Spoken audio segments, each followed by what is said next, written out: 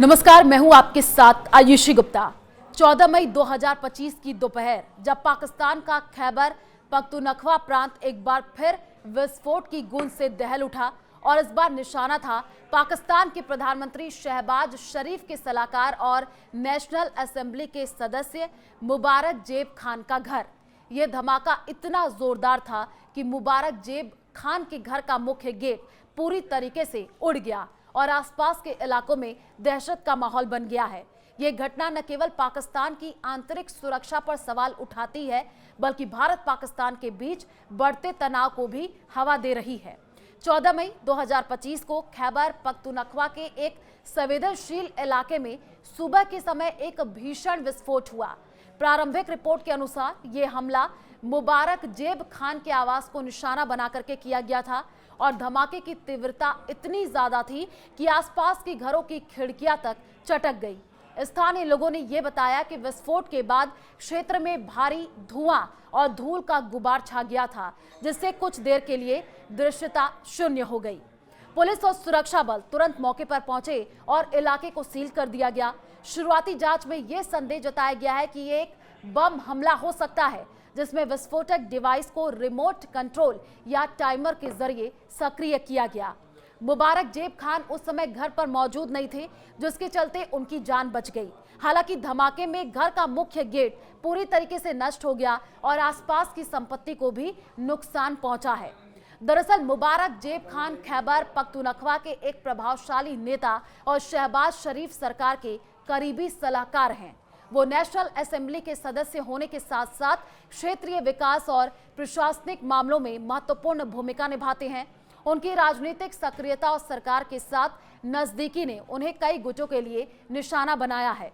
विश्लेषकों का ये मानना है कि ये हमला तहरीक-ए-तालिबान पाकिस्तान (TTP) या अन्य आतंकी संगठनों का काम हो सकता है, जो खैबर पख्तूनख्वा में सक्रिय है। TTP ने हाल ही के महीनों में, आपको बता दें कि सरकारी अधिकारियों और सुरक्षा बलों पर हमलों को तेज कर दिया। दिसंबर 2024 में TTP ने खैबर पख्तूनख्वा में 16 सैनिकों की हत्या की जिम्मेदारी ली थी, जिससे ये साफ होता है कि ये क्षेत्र आतंकी गतिविधियों का गढ़ बना हुआ है।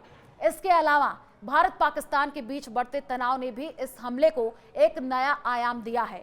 कुछ स्थानीय नेताओं ने इस घटना को भारत के खिलाफ प्रचार के तौर पर इस्तेमाल करने की कोशिश की, लेकिन अभी तक कोई ठोस सबूत सामने नहीं आया है जो इस दावे की पुष्टि करता हो। पाकिस्तानी सेना और खुफिया एजेंसियों ने घटनास्थल से विस्फोटक अवशेष एकत्र किए हैं। प्रारंभिक जांच में यह संकेत मिला है कि हमले में इस्तेमाल किया गया विस्फोटक उच्च गुणवत्ता का था, जो आमतौर पर आतंकी संगठनों द्वारा उपयोग किया जाता है और अभी तक किसी संगठन ने हमले की जिम्मेदारी नहीं ली है। धमाके के बाद खैबर पख्तूनख्वा के सभी संवेदनशील इलाकों में सुरक्षा बलों की तैनाती बढ़ा दी गई है। स्थानीय पुलिस और सेना ने संयुक्त ऑपरेशन शुरू किया है, जिसमें संदिग्धों की तलाशी की जा रही है। प्रधानमंत्री शहबाज शरीफ ने इस हमले की कड़े शब्दों में निंदा की है और इसे कायराना हरकत करार दिया है। उन्होंने जांच के लिए एक उच्च स्तरीय समिति गठित करने का आदेश दिया है। वहीं विपक्षी नेता इमरान खान की पार्टी PTI ने इस घटना को सरकार की नाकामी का सबूत बताया है। धमाके के बाद स्थानीय लोगों में खौफ का माहौल है। कई परिवारों ने अपने बच्चों को स्कूल भेजने से मना कर दिया है। बाजारों में भी सन्नाटा पसरा हुआ है। यह धमाका ऐसे समय में हुआ है जब भारत और पाकिस्तान के बीच तनाव चरम पर है।